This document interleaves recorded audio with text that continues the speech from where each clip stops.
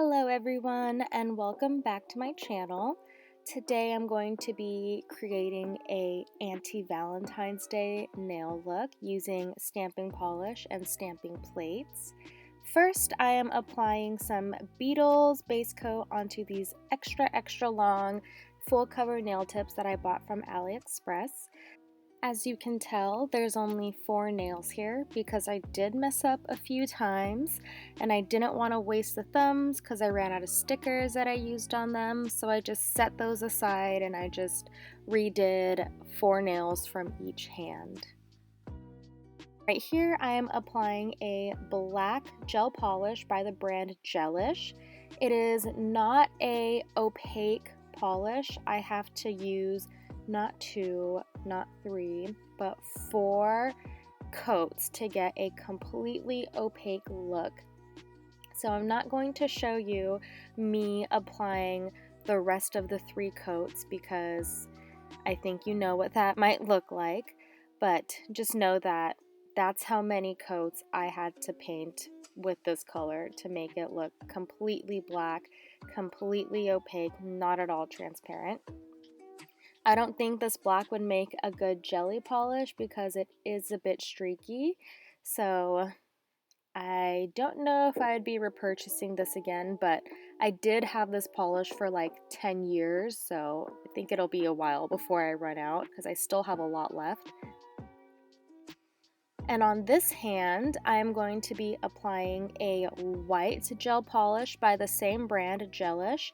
I believe this color is called Arctic White, and I think this is a great white gel polish. I know it's hard to find a nice white polish because it's either too opaque that it doesn't cure all the way, or it's not white enough and you have to use like 3-4 coats, but this one gave me a fully opaque nail with only opaque, I don't know if that's a word, but it gave me a nice opaque look with only 2 coats. So I highly recommend this gel polish.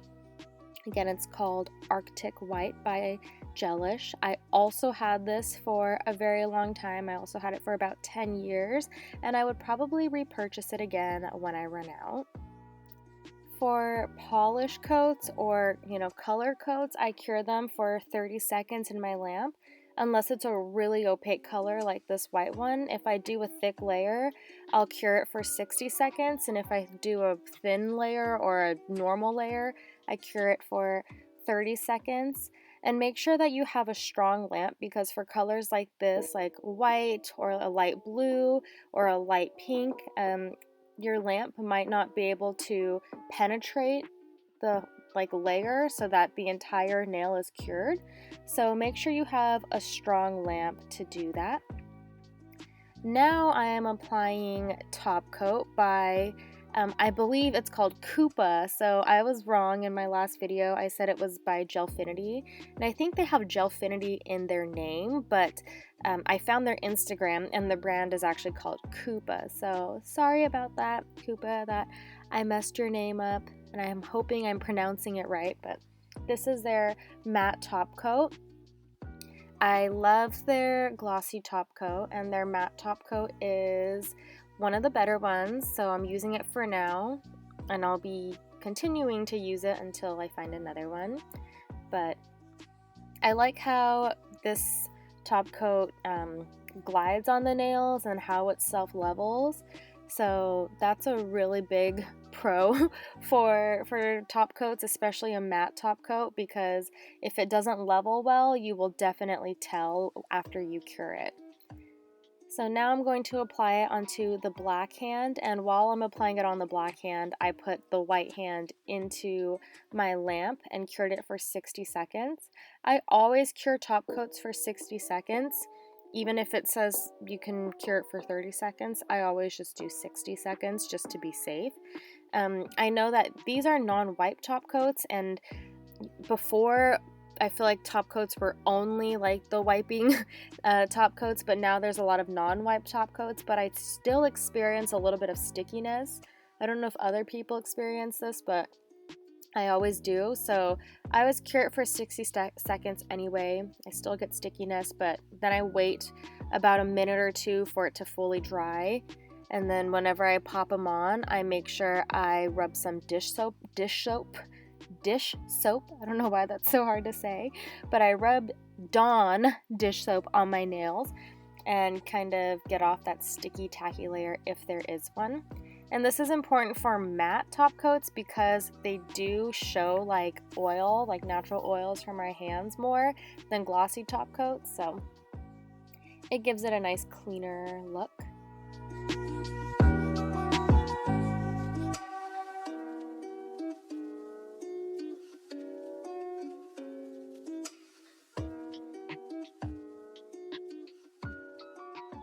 So now I am going to start the stamping. I am using a stamping plate that I bought off of Daily Charm. I believe it was by Big Beauty or Big Bang Beauty, something like that. I'll leave it listed in the description box. And the stamper, the jelly stamper that I'm using, and the scraper is by a brand called Queen.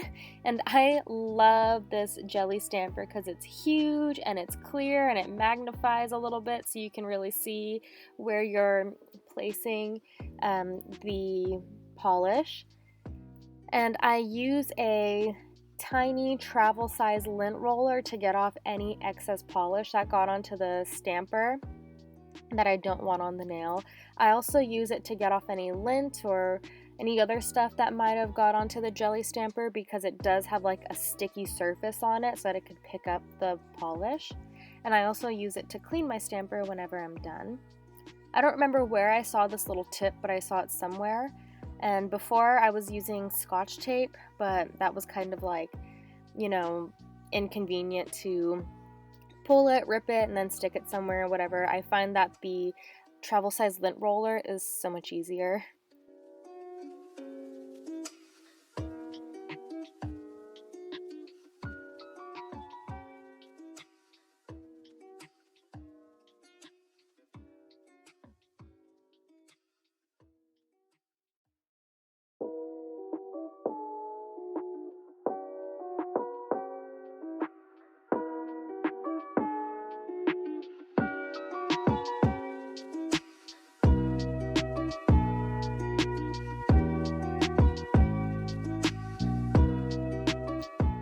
I recommend having some cotton balls or paper towels and some acetone nearby when you're stamping because there will be times where you have to clean off your plate, so it'll just be easier to have those things right next to you. Sometimes when the stamping plate has a lot of polish in it, the artwork won't transfer as clearly. So if you're noticing that, you know, your letters or whatever you're using to stamp isn't transferring as nicely, try cleaning off your plate with some acetone and hopefully that should help.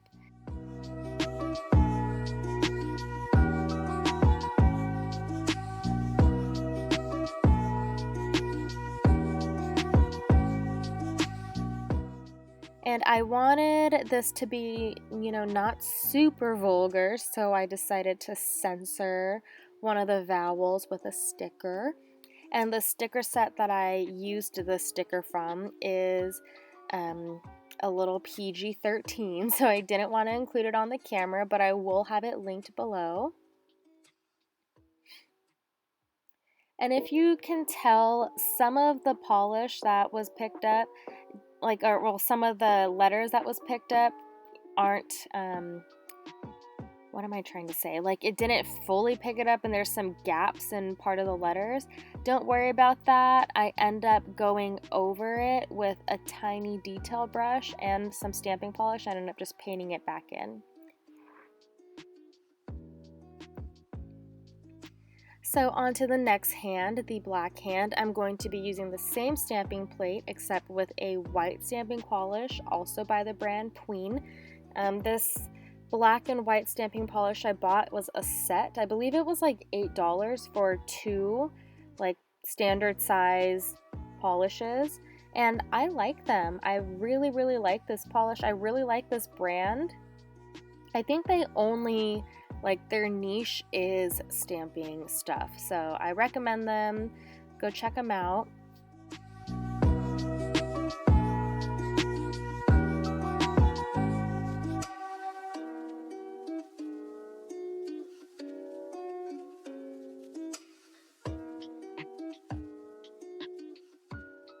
When you're stamping, make sure that you put a little bit of polish on whatever it is that you want to pick up. And when you take your stamper and put it over it, don't press too hard, just press it lightly. Because I used to press really hard and I wondered why stamping wasn't working, and I was like, is it my stamper? Is it the polish that I'm using? Is the plate low quality? But no, you're not supposed to apply heavy pressure on the stamping plate. Just pick it up really lightly, or press it really lightly to pick it up, and it should have almost everything, or almost the entire design, transferred onto the stamper. I also recommend that you don't wait any longer than 2 seconds because stamping polish dries really, really quickly. So have your stamper close by, press it very lightly, and immediately after you scraped the excess polish off of it, and that should maximize your results.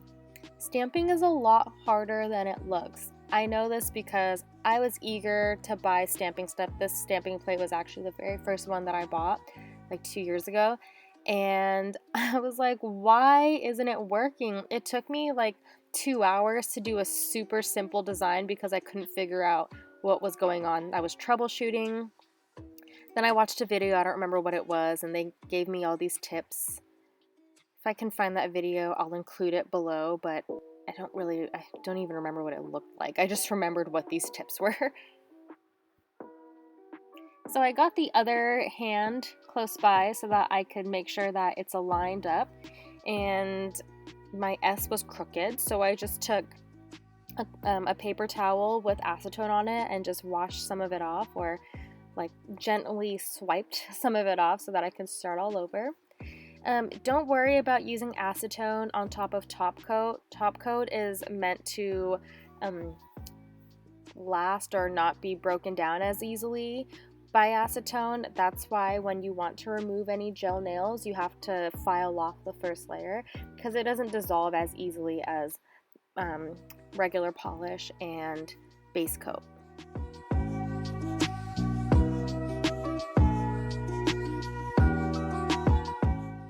I hope you're liking this camera angle. I know it's the same angle, but I used a different camera and I moved a little bit closer because one of the tips that I got back from my very first video was that the camera was really, really far. So I'm hoping this helps. And it's like really zoomed in there. I want to say it's maybe like 4 inches above my hands or 5 inches above my hands. So if you think it needs to be zoomed in a little more, just let me know. Still learning.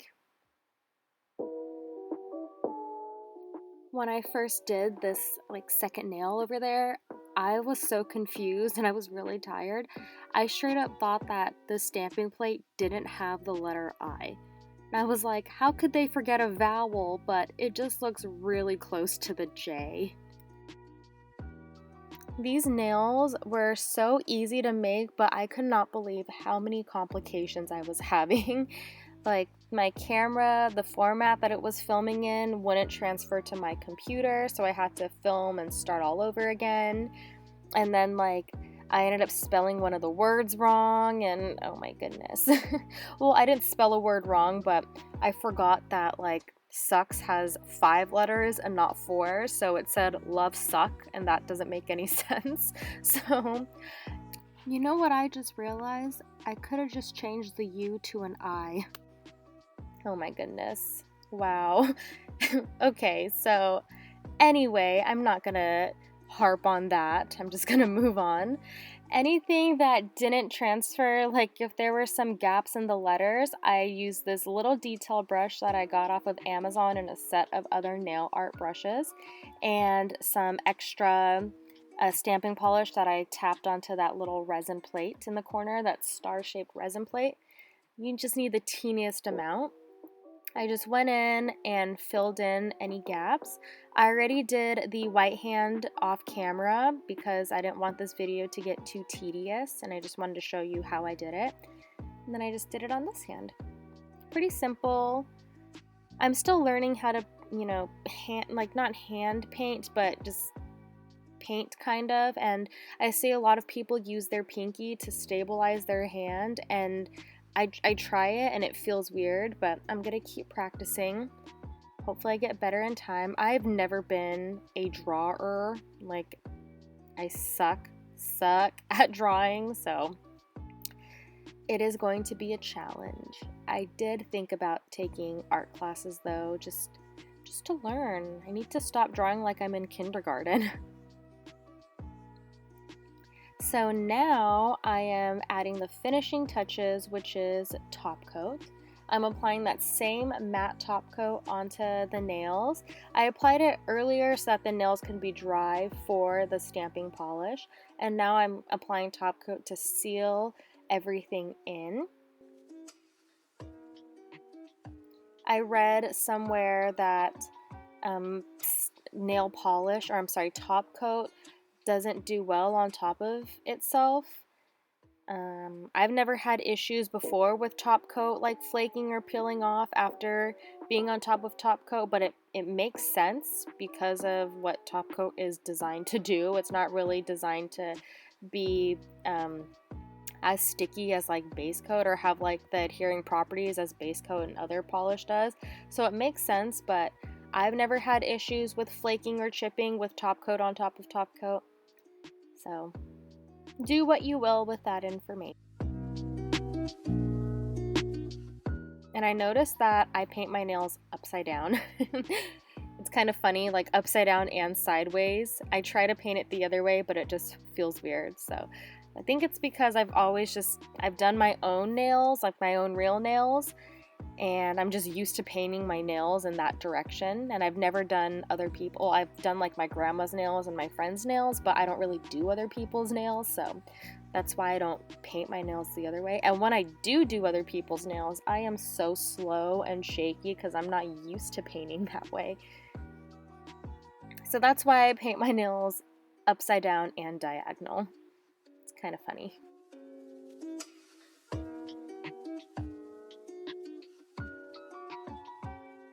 So for that sticker, I should have painted this nail immediately after I put that sticker on to prevent it from lifting, but I waited a little bit too long, so it started to lift a little bit, and I had to put more on that lip. So if you can notice me turning it on the side and putting more polish on it, it's because I'm waiting for it to even out and completely encapsulate that sticker, like right there. I'm like focusing on that one little spot and trying to be as precise as possible so that it encapsulates and it doesn't peel, flake, or catch onto anything. When I first did these nails, I put them on to take photos and I realized that they were backwards. Like one hand was right, like you could read it and it would say what I wanted it to say, and the other hand wasn't. So I had to recreate it. I decided to recreate the white hand because it took less coats to make than the black hand. And this is the finished result. I love these nails. They're really simple, but I think super cute. Can you read what it says? The black hand says lovesick, and the white hand says F love. And this is for anyone who does not like Valentine's Day. The thumbs are super cute. They say Girl Gang. I'll list the stickers that I got this from below. They're from AliExpress.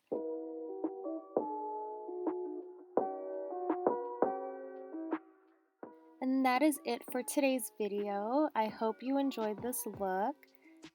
Thank you so much for watching, and please do not forget to like, comment, and subscribe, and to also follow me on Instagram. My name is Nail Sweetie. Bye!